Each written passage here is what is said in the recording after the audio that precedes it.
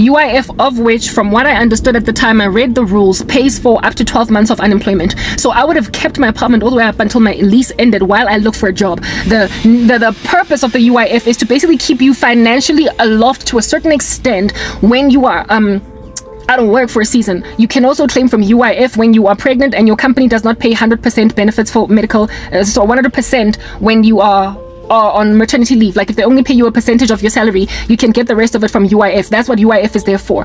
Now, you would agree that if you pay premiums to an insurance company and when then it's time to claim and they say no, unfoundedly, that company is basically committing a crime, right? They are defrauding you type establishment thing. Yeah, no, MTN, look, I can't say that the UIF defrauded me. They didn't. The UIF did not defraud me. The UIF simply refused to pay me my benefits because MTN said on one form, the UIF forms of which you can't just fill it out yourself. You can fill it out, but they have to verify against the company that you used to work for. Based on your employee number and your tax number and whatnot, they confirm the information on the form. When you apply for UIF, I went to Randburg and applied for UIF so I could pay my rent. And I got declined. When I asked them why, they were like, ma'am, you can't claim UIF when you resign. I was like, what do you mean resign? I'm standing here in front of you with a notice of dismissal. I was fired. Yeah, I resigned according to the UIF because MTN sent them a code that was for resignation instead of for dismissal. And however, to Investec, they said that I was fired because Investec nullifies my policy altogether, my shares altogether, if at all. It's a rule under staff benefits that if at all an employee is fired, it doesn't matter how long they worked for the company, they lose all their shares. So they told Investec I was fired, and then in order for me to lose my shares, those shares of which would have kept me buoyant for at least 2 years. At least 2 years. If I was unemployed for 2 years, I would have maintained an apartment, a lifestyle that made sense, kept on servicing my vehicle, all that jazz. I could have even started a business. Yeah, they refused to give me my shares. They also, on UIF, refused to at least give me stipendiana, that at least I can pay my rent and buy some food. I won't be living the luxurious lifestyle because UIF is but a fraction of your salary. I wouldn't have been able to have the lifestyle that I used to have, but I would have at least been maintained. Nah, they forced me back to my mom's house. That is basically a body of individuals making a decision that they don't care what the law says. They don't care what the law says. They don't care what South Africa has to say in the statute. So if your nation's legislation covers you and you're peachy and you're good, but men on the ground don't care to honor the law, that's when God is like, I'm sorry, you are overheating without an ice pack. Black people did that. The black government did that. South African corruption did that. It got people fired from jobs without rights to recourse, and made sure that they can't even win cases at the CCMA. Because of having lost my case at the CCMA, now everybody looks at me like I stank. Literally nobody. I've been blacklisted from the South African economy altogether. Situations were awry for so long that eventually, ultimately, after not being able to pay my debts off, then I was also now on the credit bureau. Thanks to being on the credit bureau, I now am also being shut out from employment altogether. That's what's good, by people who are still taking a credit check to keep a person out of employment. I lost a job. I lost so many job applications because my credit check, recently I lost one. I applied for it on some website that I got rerouted from PNet, and I was excited. I wrote a psychometric test and everything, but then they turned me down because of a credit check. That should not be happening. Because it was not it was not the financial services industry. It was it was FMC. It was retail and FMCG wholesale. Yeah, so they have no business writing me off as a South African citizen who is looking for employment under the constitution of the country, saying that I have a right to make a living. They had no right to basically turn me away because of my credit check. Because like I said, they are not. It was not a financial services industry job. It wasn't, guys. I have endured those barriers to entry for years, and now 10 years down the line I'm unemployed. So here's a system that started out working out for me. It got me employed, it got me a job, it got me set up. Do you understand what I'm saying? And I was now flying, soaring. I was a previously disadvantaged youth. I was black, I was female, and I was successful. The system worked. Essentially, BEE and affirmative action worked. It empowered me, and then one day, carpets were ripped from underneath my feet, not because BEE was no longer in operation, or not because the laws of the country changed, but because men were evil. Because black men were evil. Because black people and their sabotage, and their witchcraft, and their lies, and their racketeering, their money laundering, their unsavory business practices, their complete disregard of documentation. Like, how do you ignore a dismissal letter when a person is saying I got unfairly dismissed? The CCMA, I lost the case over there because they said, listen to this, the CCMA said that I resigned, and that's why they did not give me any damages at MTN.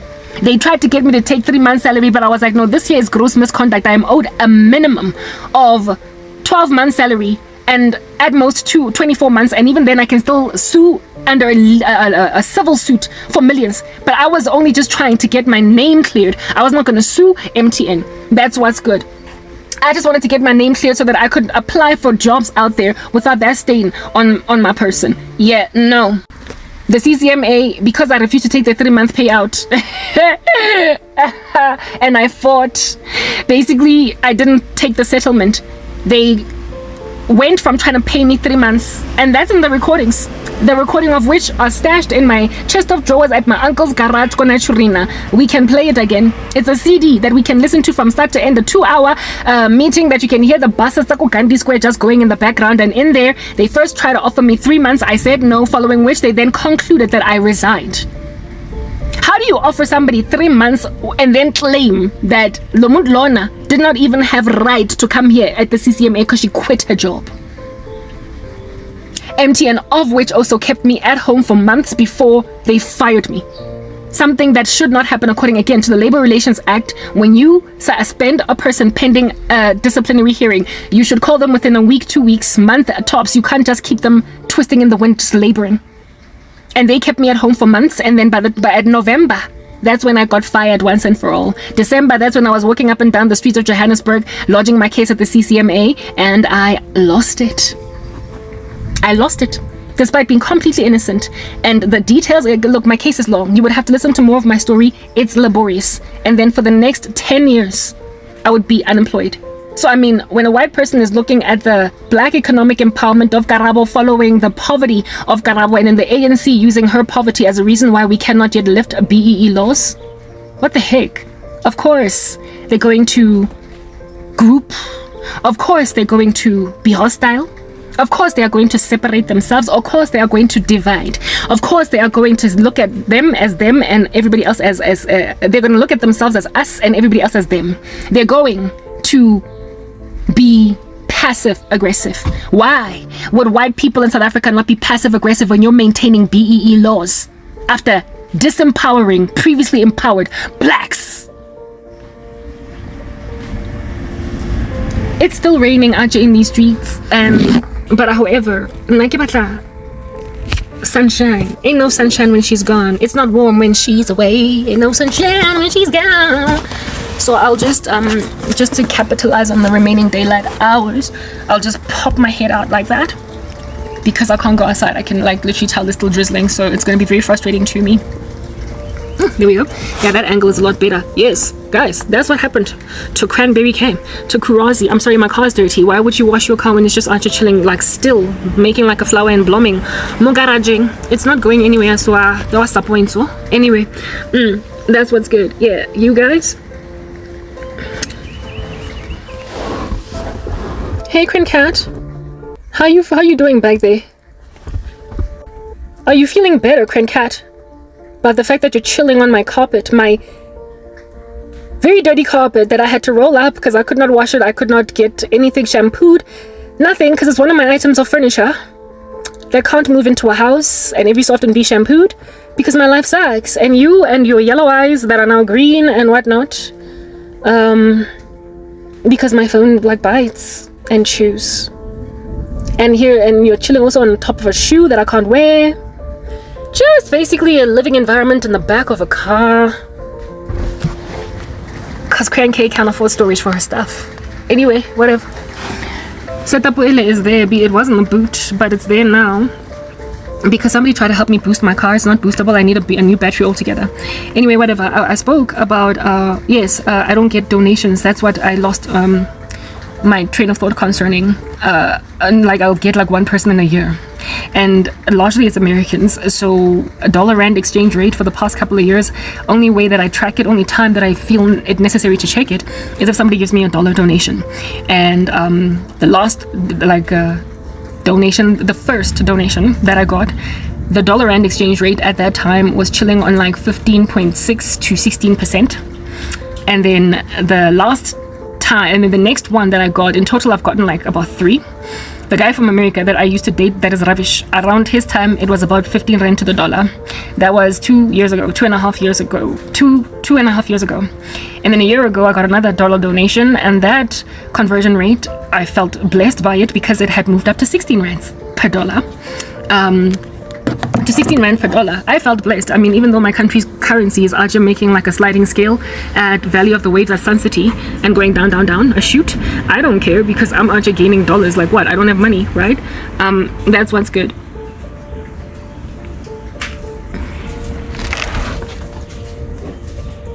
Yeah, anyway, that's what's good. It was, that time it was 16 rands and 16 rands per dollar. Interruption, yes, like it. Too much interruption, too much distraction. So I walked and I left my cat in there. It'll be fine because it's cool now. It was 16 rand a dollar. And then recently I got enabled by yet another American, and it's 17 point something per dollar in just 2 years, 2.5 years. It's fallen down 2 points. There. It keeps getting worse and worse, and yet BRICS thinks it's somehow going to get anywhere. Do you know why the dollar rand exchange rate is plunging so horrifically? It's because of South Africa's evil, its wickedness, its hatred of Israel, and its ambivalence against the US, and its attempt through BRICS to bring down what do you call this? The United States, the strength of the United States currency, the dollar, the strength of the dollar, essentially. Yeah, now the dollar rand exchange rate is sitting on like 17 point something rands, and so the conversion really helps me. It really helps me because I'm gonna get a lot more out of that $100, but because of the fact that I'm suffering, I'm proud of that. I'm happy because I mean really, like I said, dollar rand exchange rate, I'm benefited by South Africa's crazy plunge because South Africa has backed me out. But as a historical patriot, a person that used to love her country, as somebody that used to look upon her nation with favor, it is a travesty that the dollar rand exchange rate today, as at the 14th of December, is sitting at 17 to 18. It's going on 18 rands now per dollar. It's ridiculous. It's absolutely ridiculous. Why are we falling apart like this? It is precisely because of this thing that I'm talking about right now. You are overheating with no ice packs. South Africa, you are done for. Your country is being finished off. The things that I'm saying, those are just the calculating of statistics to show you what happens when you disenfranchise people that you can't afford to disenfranchise. I am one of South Africa's gems. I'm born and bred in this country, and I'm glorious. Not only am I a beautiful woman, I am exceptionally gifted. I'm intelligent. I am a blessing to South African universities. I am a blessing to South African corporates. I am a blessing to South African arts and culture. I am essentially a homegrown darling. And this nation spat on me, fueled by nothing but envy. And this envy was proliferated by my own people, blacks. Black people did this to South Africa.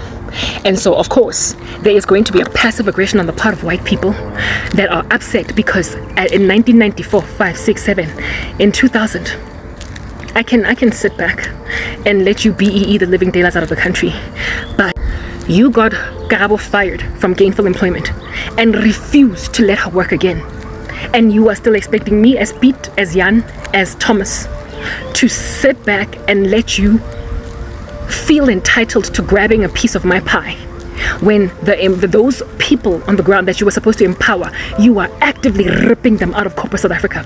You are actively ripping them out of the business spectrum. Literally, witchcraft in this country has contributed to the loss of economic empowerment of more black people than any single epidemic.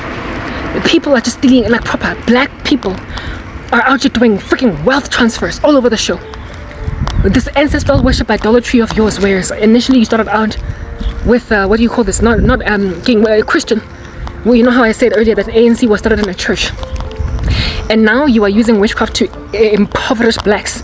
It is a travesty that I'm sitting where I'm sitting right now without an ability to eat bread, make a decent living. I have been shadow banned violently on YouTube. Nobody is watching me.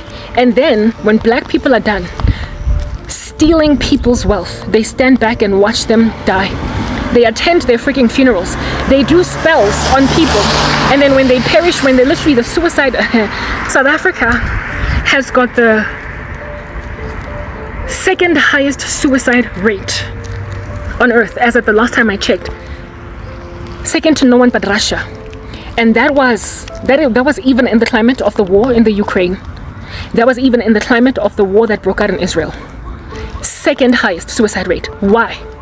When you are living in a country so fueled with demonic worship and people are just grabbing perfectly viable citizens and throwing them out on a limb, forcing women to marry men that they don't want to marry, bring back lost lover, you are creating a junkie out of a state. And the chaos, the circus, is literally, I kid you not, concentrated in the black community. It is concentrated in the black community, but you see, that would not matter if we were living in a country like Norway, if we were living in a country that is made up of a majority whites, and the destruction therefore that is caused by the negligible percentage of black people on the ground is manageable.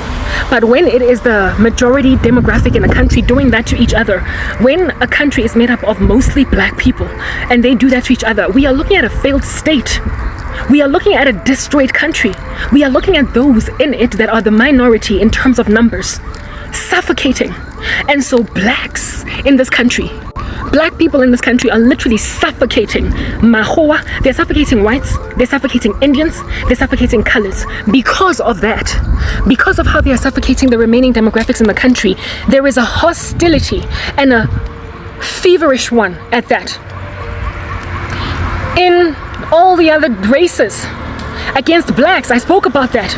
They are holding back and they will do nothing to aid the cause of black people along. So those of us that are victims of this crazy, those black people that are victims of this crazy, we are being looked at like proper white people in this country are just like, I'm sorry, I will have nothing to do with it. Why would they feel an incentive to help me along? Because my people are destroying the country. They're going to help me, I'm going to be set up, and then they're going to feel embedded for helping me, because tomorrow somebody that looks like me is going to afflict them. Somebody that looks like me is going to feel entitled to the piece of their land. So that pastor from Rivers, I got where he was coming from. He was like, you are not just going to come and take my land. The same Julius Malema, of which speaking about taking white man's land by force, land capture, land re-grab, whatever you want to call it, goes to another church, and some other white man that is a sycophant is out here proliferating his agenda, despite him being a terrible communist with oppressive ideologies that are nonetheless misunderstood by black people, and hence why anybody can follow Julius Malema around. Yeah, you are trying to take away wealth from people who perhaps maybe they would be prepared to give you 12% of their pie in 1997, 12% of their pie in 2000. But now that you feel entitled to 58% of it, and on top of that, you keep on disempowering those that you empowered before, claiming that after you've empowered enough black people, you'll let go of BEE. They're going to look at you on some, I'm sorry, at this rate, you're going to pillage me all the way to the end. You're going to loot me until I'm finished. So it caused a stirring inside the other demographics of this country to basically ostracize the living daylights out of blacks. They kept white money in white money. They invested in white wealth. They strengthened themselves. There is a very strong Jewish wealth in this country, especially in Cape Town. I recently came to learn that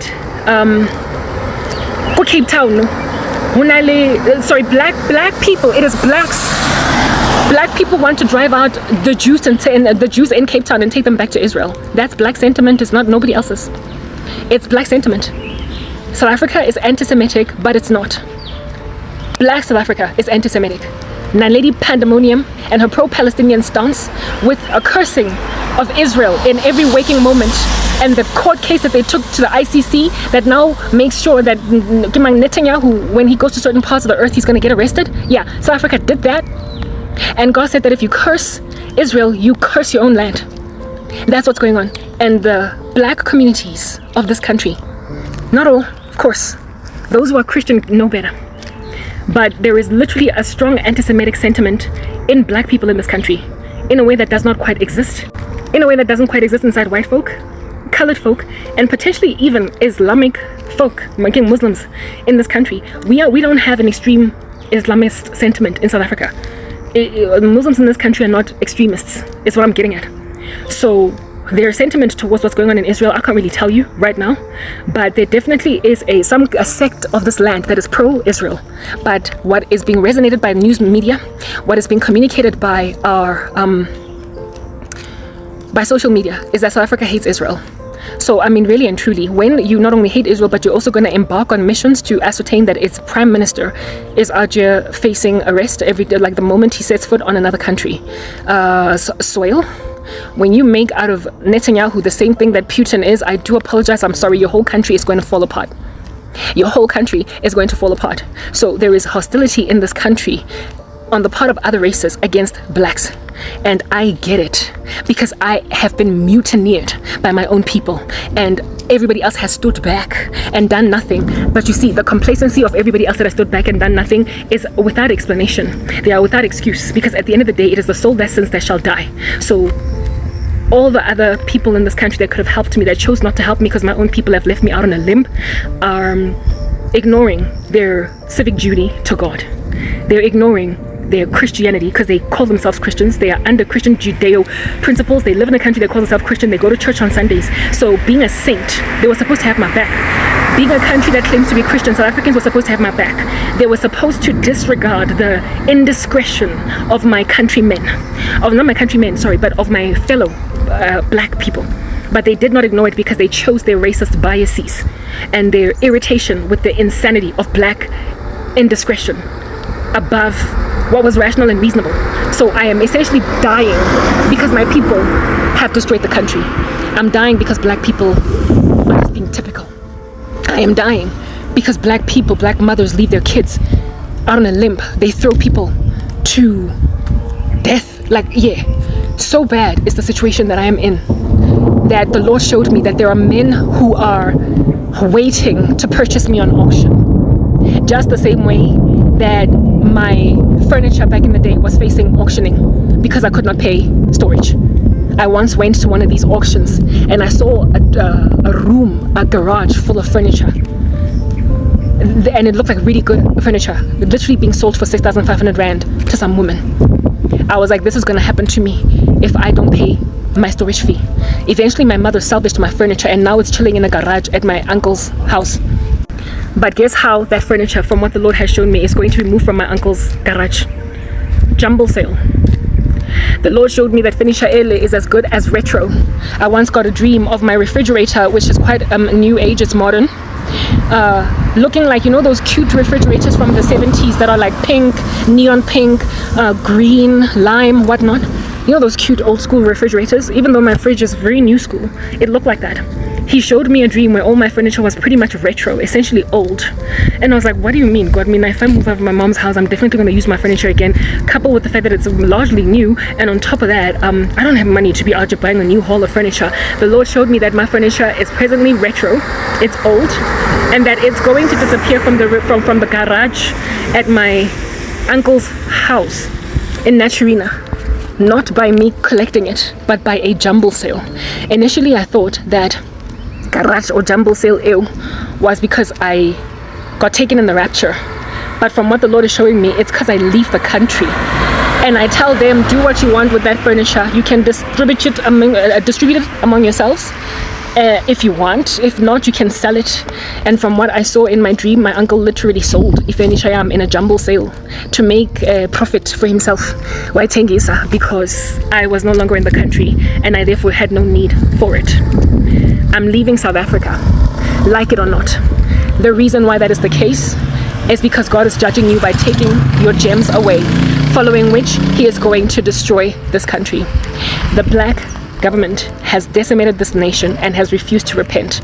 Everybody else has also refused to repent, but they have rather held on to their bitternesses, their hostilities, and have said that you're on your own. And so everybody's going to suffocate under the complacent spirit, under sitting around doing nothing, basically just letting stuff get to this point, including white people. They're going to get judged because of complacency. Indians, complacency. Colors, complacency. And blacks, mutinous. They will have destroyed the country and everybody will have sat back and done nothing. And like I said, black people, you are held hostage to the ANC, and there is no way under heaven the next presidential election you are going to vote anyone other than the leader of the ANC at the time. It's going to happen like clockwork. You're going to keep doing that because you're handed over. You will perpetually refuse to listen to far better politicians than the ones that you keep on listening to. And the only thing that is keeping you listening to these these lackluster ANC politicians is because they're black, for no other reason. Literally, there is neither Jew nor Gentile, but all are one in Christ according to the Lord. But you are choosing who you vote for every single national election based on race. You are choosing your presidents based on race. If the US chose its leadership in this last election based on diversity, equity, and inclusion, if America had made a diversity, equity, and inclusion decision at the ballots, the world would be done for, because we'd be out here gawking at the leader of the free world being some crazy lady. Kamala Harris is not about her being a non-white. It's about her being crazy. That basically makes sure that Americans don't vote for her. It was her crazy policies. It was her adoration of baby homicide. It was her adoration of all different kinds of debauchery, immorality. It was her adoration of the proliferation of wicked celebrities in the climate of a Diddy case. For crying out loud, in the climate of that Diddy indictment, she ought to be bringing J-Lo. She ought to be bringing Beyonce. She ought to be bringing basically celebrities that everybody's now looking at on some, are you part of the Diddy crew? Are you part of the Diddy crew? Are you part of the Diddy crew? Everybody's looking at around the celebrities as are you part of the Diddy crew? And Kamala is actually using celebrities who are presently being brought into question to help her along in her election campaign. Americans snapped out of it. They woke up and they were like, I'm sorry. Beyonce's gonna get dragged through the mud because of this Diddy thing. Jay-Z's, if anything, recently Jay-Z had a cape of rape against a 13-year-old kid with Diddy that came up out of the works recently. And yet, if at all you had voted for Kamala, you would have been voting for somebody whose wife, you have been voting for somebody who one of her election supporters, endorsers, was a celebrity whose husband had raped a 13-year-old child. Proper. There's like, look, I can't say that the sins of Jay-Z are the sins of Beyonce, but these days you are guilty by association. Plus, Beyonce, whether or not, look, I don't believe Beyonce would ever be involved in anything like that, because I don't believe that Beyonce would ever be content with the prospect of enabling the rape of a 13-year-old child. But the entertainment industry is wicked, and they all know what they have to do in order to get ahead. Bad Zeba. And so, as a politician, you do best to keep your grubby paws, or your paws out from the grubby jar of celebrity junk. Let the entertainment industry and all those who play tambourines stay distant from politics, because the moment you mix it together, you mix the debauchery of entertainment with important matters like national policy. If the US had made a decision to vote based on diversity, equity, and inclusion, everybody would have been subjugated to the tyranny of that crazy lady in the White House. Not because she's black or whatever she is. I don't know what race Kamala is. You know how Obama tried to make it about her being black or whatever. It wasn't about being black. It was about the fact that she was just crazy. And in South Africa, nobody refuses to drop the ANC just because they're crazy. They are holding on to them for no other reason but they're black. They're black. They're black. They just won't let go of the black president. And so for those reasons, the whole country is crashing and the whole country is burning. People want to loot me. They think I literally had a dream of some filthy little licentious baboon out here rubbing his hands together like he's getting prepared to eat dinner, saying that she's gonna be my baby mama. He is some pastor in this country that is not married, and he said that he wants me to be, no, not his wife, but his baby mama, just like Dietrich Haddon. You know how that dude in the US from Preachers of LA after be having a child out of wedlock after divorcing some other woman? Yeah, but and yet still being respected as a preacher. He was like Dietrich Haddon, wanting to have me as his baby mama because they're looking at my content, my channel, gathering dust, tumbleweed rolling around in it, nobody listening to my content, and they think that because nobody's watching, it's only a matter of time before I get auctioned. And so they are going to basically bid for me, and one of the people that are trying to bid for me, I am an impounded vehicle at some kind of 16 holding joint for cars, is a man that is a professing Christian, an actual pastor of a church, that literally wants me as a baby mama and nothing but a baby mama. People are trying to loot me. I keep on also getting dreams about this incestuous cousin of mine keeps on going back to the drawing board again with his witchcraft. I don't know what is up with him and his incest. Another one, a cousin of mine, priding himself in being able to shop and swipe her credit cards and everything in front of me while I can do nothing but follow her around as she shops while I observe. South Africans priding themselves in having disenfranchised an exceptionally gifted woman. God then, in the midst of all of these satanic dreams, I then get one where I saw a brick pulverized. A brick pulverized. Did you hear me? A brick pulverized. God was showing me the pulverization. To pulverize is to convert something, brick, essentially mortar, into powder. He was showing me that bricks, Brazil, Russia, India, China, South Africa, and now I believe Ethiopia, Iran, and what's that other one? Maybe the UAE. That consolidation of nations that are trying to undermine the dollar, trying to divorce themselves even from using the petrodollar. You know how they want to divorce themselves from the dollar and therefore weaken the dollar as the global reserve currency. I had a dream of BRICS being one of the bodies trying to neutralize the power or the impetus of the dollar and therefore the United States of America. I had a dream of a brick getting pulverized.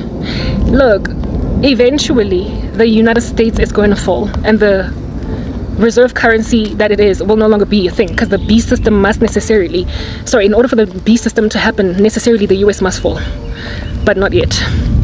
From what the Lord showed me, that's not yet happening. I had a dream of a pulverizing brick, like the brick was just chilling there on the table and then it suddenly got pulverized, became powder. The Lord showed me essentially maybe the tantamount, likely the equivalent, like if a brick is pulverizing, it's probably just the complete destruction of bricks, like as in that coalition of nations that are trying to come up against the dollar, just dying, all of it, not succeeding to do what it wants to do. The Lord is going to significantly weaken bricks because of Donald Trump. It got pulverized. So it makes sense why the dollar is now sitting at 17 point whatever percent, getting a dollar to the euro, not to euro, to the rand.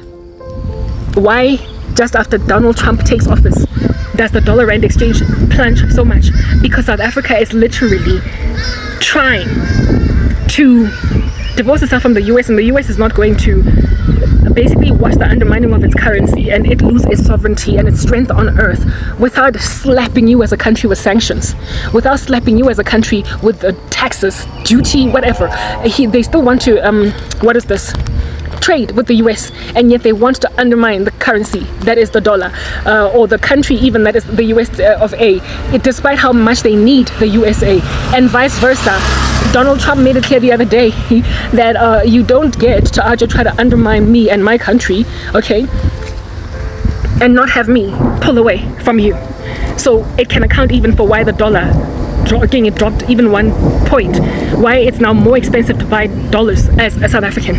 There are better dollar rand exchange or currency dollar exchange rates in the world in other parts of Africa, even in African nations that are weaker than South Africa. So it just says that this country is on its way out. It's starting to drizzle again on me, so I'm going to go inside the house. But this conversation is basically over now.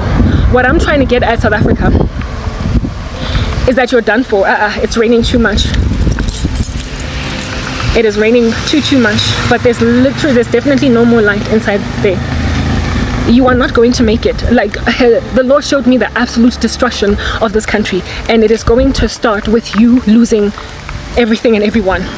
I then got a dream of Elon Musk. Oh, this rain. Out here opening taps in South Africa.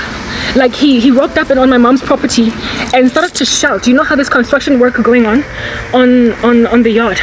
he started to shout at my mom and at construction workers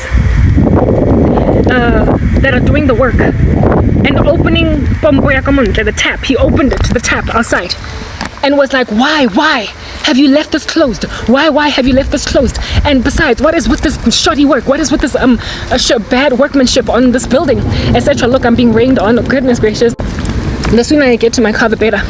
He was like, why have you just left things like this? And because, and with him shouting like this, everybody was scared. They were scared of him like he was running the show all along. It's like they didn't expect him to suddenly rock up out of nowhere like Elon Musk on this yard, in this like quaint little house in Vilgehevel. Like, what is going on proper? And he was shouting at everybody for poor workmanship and started opening taps everywhere. A tap in American terminology would be a faucet. He started opening a tap, and everybody was freaking out and scared, and that's how the dream ended. I then asked the Lord, what does that mean? And even then, why Elon Musk? Oh, rain. Okay, I have to finish this inside because it's just raining cats and dogs. Out.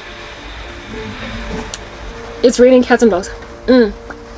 Whew, I am hot. Feeling hot.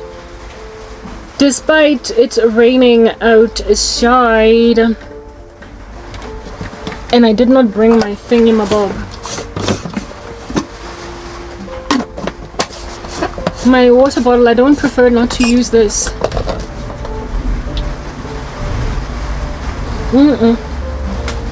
I don't prefer to use this. Sorry, rather. Yes. The dream of Elon Musk. I dreamt about Elon Musk doing that thing that I just explained to you outside. And when I woke up, I was like, God, what does that even mean? Why would Elon Musk be out here breaking stuff apart? What a fish paste? And not breaking, but he was opening taps like all over the show, yelling at my mom, yelling at the construction workers. You know how there's construction work here at home, and the construction workers are still here, as you can hear from outside. And he was yelling at them on some, this is poor workmanship, and why have you closed all these taps? Open the taps. People can't drink water. I wake up and I'm like, God, explain. And the Lord is basically like, Elon Musk represents gifted South Africans that get snatched, moved to other countries, that when they arrive abroad and are now made prolific, succeed, get what it is that they needed to get that they could not get in South Africa, they then dedicate their lives to explaining why they left South Africa. They then dedicate their lives to explaining what were the inefficiencies, why it is that they could not stick around. I told you that the Lord is going to take grapes, like grab, take away your best people in this country. I said it over and over and over again. And in my dream, the Lord used one of the baddest South Africans in the game to ever leave, Elon Musk. And he rocked up and was yelling at construction workers, telling them, open taps, why have you closed them? The Bible, it is written that if anybody gives a glass of water to any of the least of my disciples, they will not lose their reward. Essentially, Elon Musk was opening taps that they had shut. That was representing South Africans leaving South Africa, getting to where it is that they get, America in this particular instance, and then making it their prerogative or their mission to explain to the world through YouTube or whatever is their strength that I left South Africa because of ABC. And one of the things that they will complain about is the fact that doors just kept on getting closed on people. One of Elon Musk's complaints was, why is this tap shut? A tap is a faucet, bumper, that which water comes out of. And he was lamenting that you have parched the country. Instead of opening opportunities, you have closed them. You will remember Elon Musk tried to give Starlink to South Africa and they rejected it. Starlink, of which the very thing that I was lamenting about earlier, rural areas that don't have telecommunications poles and so can't have access to Wi-Fi and so can't therefore have access to the internet and therefore opportunities to eradicate unemployment in the country. One of the ways to eradicate unemployment in any nation is to allow for online forms of making money. We are dealing now with the global commerce, e-commerce, right? Our commercial landscapes are no longer restricted to our countries, thanks to globalization and international trade and all that jazz. So people can now live in South Africa and literally earn a salary that is in pounds or dollars, because they either are selling t-shirts on Etsy or books on Amazon, or they've got a YouTube channel that's monetized, earning dollars, converting to rands. Basically, there are ways that youth and anybody else, really, because I'm no longer young, there are ways that people can make money if at all the country cannot avail employment opportunities. If at all there are barriers to entry, or if at all when you call for a job interview you don't succeed, you can always thrive on YouTube, or like I said, sell t-shirts on Etsy. You can write an ebook. You get my point. So that money, when you do write that ebook, when you make a sale, you might make that sale in dollars, and so therefore enrich the American economy.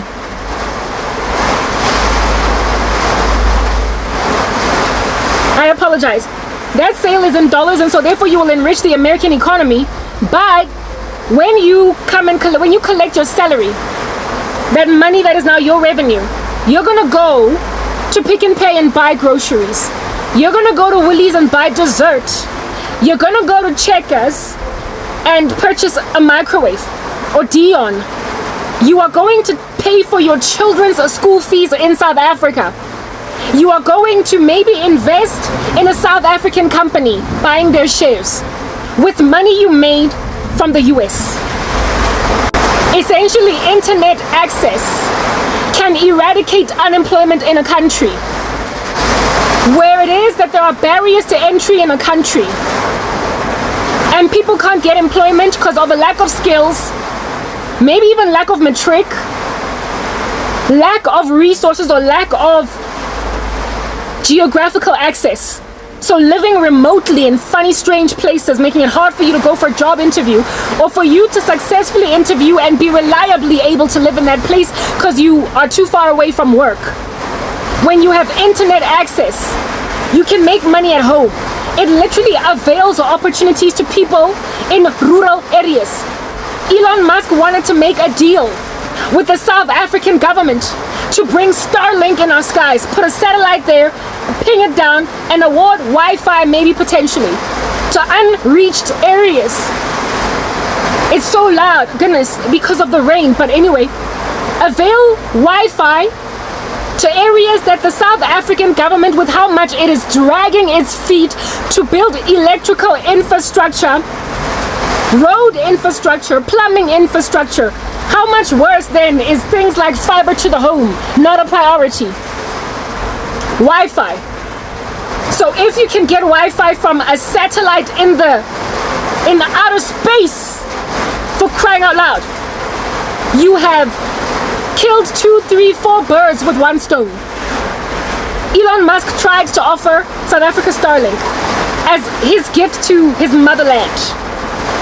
And what happened? These baboons that you keep on voting for, called the ANC, and as corrupt as they were, tried to negotiate with Elon Musk to give them 30% of revenue from Starlink. And so Elon Musk was like, you're not gonna swindle me the way you swindle all other South Africans. So he pulled away. The South African government, black government, the ANC, is the reason why there is no Wi-Fi in the rural areas. The rural areas of which also don't have plumbing, also don't have electricity, and all that is promised them are little reservoirs for water that they have to walk to in spite of weather like this. That is your South Africa. So that it makes sense why Elon Musk was yelling in my dream on some open the taps for the people. You have closed the opportunities for people. Open them. Open them. And the construction workers were scared. They were afraid. They were shaking. Essentially, he was complaining that the country is not built properly. And he's living all the way in the US. What incentive? What incentive would a person like Elon Musk have to move back to South Africa? Never mind move back, but keep his family there. Like literally, keep his family here. He moved even his mom to the US. He took his mother out. When will Tyler ever come back home? After tasting the US? When will Trevor Noah ever come? I thought that after Daily Show, he might be, maybe work visa expires or whatever, that he might come back to South Africa, but he kept on getting opportunities, and he's still in the US. It's like they leave, and for what, me? Why would I want to go back? Why? When you have made your land uninhabitable, and those who are its patriots stop being patriots, you know that you are judged. You know that you are judged. The Lord was showing me the Elon Musk phenomenon, where it is that your baddest and brightest of resources on the ground, South Africans, are gonna get taken, especially by the US. Also, the Lord showed me that the strengthening of South African presence, especially in America, is for the purpose of him moving his remnant of suffering souls there, without too much xenophobia. You will know that in Western nations, when they hear that somebody's from an African country, there is a bias and a stereotypical cultural misunderstanding that sometimes induces xenophobia. So Africans in a lot of European nations are treated like really harshly, even in the US. But the Lord said to me that in the international eye, or in the Western eye, all Africans are equal, but some Africans are more equal than others. The Lord has shown me that because of South Africa's indiscretion, and however, because of a very faithful remnant in South Africa, he shipped over, he moved, he created an exodus of highly skilled South Africans and highly beloved South Africans to the US to essentially simmer down prospective xenophobia against especially South Africans. Essentially, there is a favor in the US, from what I have seen, over not just any African, but South Africans.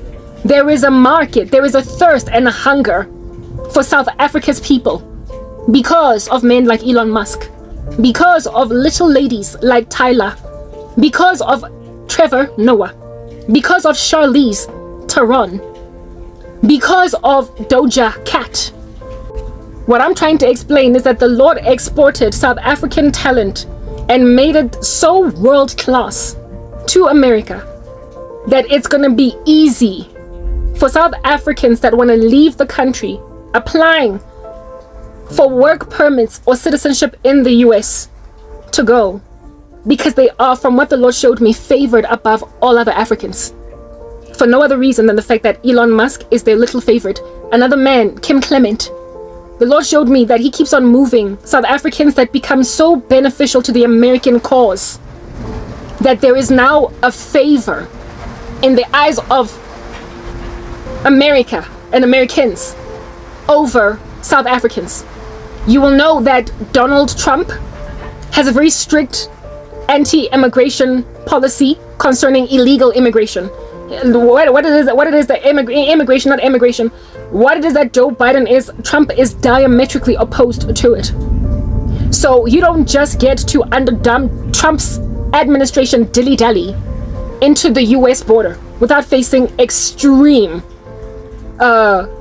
comeuppance, penalty, just hardship. He is very much about maintaining the integrity of the United States of America and its borders, and illegal immigration, he has a problem with it, right? However, recently, Donald Trump had a conversation with Maposa, Cyril, and said to him, why do you want me to go and treat you better and to give you good stuff when you are trying to kill my dollar? What's your problem? What you need to give me in exchange to maintain your tariff proper, to not sanction you, especially considering you hate Israel. Not only that, you want to go and decimate my dollar and eliminate it altogether. I mean, proper Trump Archer with a Nigerian accent. Altogether, eliminate the global reserve currency that is the dollar. Me, I'm not a globalist. I'm a nationalist in the worst way. I love America. I believe in our sovereignty. And you are one of the people that is threatening it. And then you expect me not to give you taxes, just a lot of trouble. If you want to have leniency from me, give on that you belong to BRICS, South Africa. Give me your people to man our workforce so we can improve the United States workforce and our economy. But if you don't want, I'm going to tax you. And then some lady, I don't even know what her name be, from Parliament, a black lady, was like, this is just all of this racism, it's very supremacist, this rubbish of the Donald Trump. Nonsense. They always you know how Donald Trump has that policy, right? How he feels about illegal immigration, and it is for the sake of maintaining the integrity of, never mind US borders, but the US voting classes. You know how the below the belt strategy of the left was to bring in as many people from outside to beef up voting numbers for Kamala Harris, even though they're not properly documented. I don't even know how the US voting system works, but in South Africa you have to be registered to vote, and you kind of have to be a citizen. So I really don't know how you can just bring a whole bunch of people into the US and then make them vote. Maybe they give them immediate citizenship and then suddenly they have, I don't know. But Trump was all about being against that whole business, and the left was desperate to get people on their side, so they went and essentially used the strategy of bringing in foreigners, given that Americans were fed up, and they afflicted the American thing that they were doing by causing so much irritation on the ground, because these people were not only set up in housing, but they were using taxpayer money to give them things that belonged to Americans. That happened under the Biden regime or administration. Sometimes I call it regime because it feels very tyrannical. And Kamala Harris, they did strange stuff like that. It makes sense that they lost the election by a landslide. So granted how strict Trump is on immigration, right? You don't just get to hop in there like a kangaroo or on a hoverboard and just cross the border like an Iranian drone in New Jersey. You don't just get to do that. You know how now there's all these funny little drones in New Jersey and it's claimed that they come from Iran because Joe Biden is sabotaging the American airspace. And basically, if there were to be some heavy hard knock disaster happen before Trump takes office, he's gonna have to clean up that dirt. And Joe Biden is out here conveniently with all of his kibambisa or lepa or whatnot. And I'm being interrupted, like I have work to do. I just don't get in my skin and in my hair and like a tick. Just leave me alone. Anyway, yeah, this whole thing in New Jersey, why it is, I mean, the United States is this strong military, right? Why under heaven would Joe Biden, the FBI, the Pentagon or whatever not shoot down drones that are hovering over US airspace that are the size of small cars? Why? But they just keep on hovering, and recently it is speculated that they come from Iran, and these drones are being left there. Why? It's because the exiting administration is trying to sabotage Trump. If these things fall on the ground and crash, it's like, it's in suburbia, it's like urban, like town. It's in not the bush veld where you can find a crop circle, but in the inner city, and they're just hovering over there, and it's become a whole thing that is being covered on the news. And I'm looking at it, I'm like, I mean, I don't know, funny stuff is happening in America. First I thought it was alien craft, but now it looks like they come from Iran. Why would you allow Iranian craft to out just hover over your airspace, just like they allowed that Chinese spy balloon? They are trying to sabotage the US, the exiting administration, the left. And remember, I told you that the Biden/Kamala administration is going to not go out without a fight. I did a video like that they're going to do some strange below the belt stuff, but it's going to be so ridiculous and so below the belt that the whole world is going to look at it wagging their heads on some they are so desperate, these ones. They are so desperate. They are so desperate. Yeah, and it is going to be the very thing that's going to cause the victory of the church across the world. And of course, the success of the Trump administration. The success of the Trump administration, of which is aimed at setting up the world to be nice and ripe and ready to leave in the rapture. Because Trump is going to be pivotal or instrumental in creating out of Israel a land of unwalled villages so that Ezekiel 38 and 39 can ultimately be feasible. So Iran is just kicking the last kicks of a dying horse, and it appears the Biden administration is letting them do it some dude out here wearing chapstick on an interview, ring here, holding this and holding that, letting stuff be. This level of crazy is in order to try and keep Trump out of office. And I told you guys, not just Trump, but to make his administration have a real hard time doing what it is that it needs to do. Weird, strange stuff that's going on. Right now, they ask what is going on in New Jersey, and the guy's like, I don't know. They are just drones. Just ums and arms. Like, since when is the American government unable to answer questions? Why don't you shoot them down? Do you not have the technology to shoot them down? But they're not being shot down.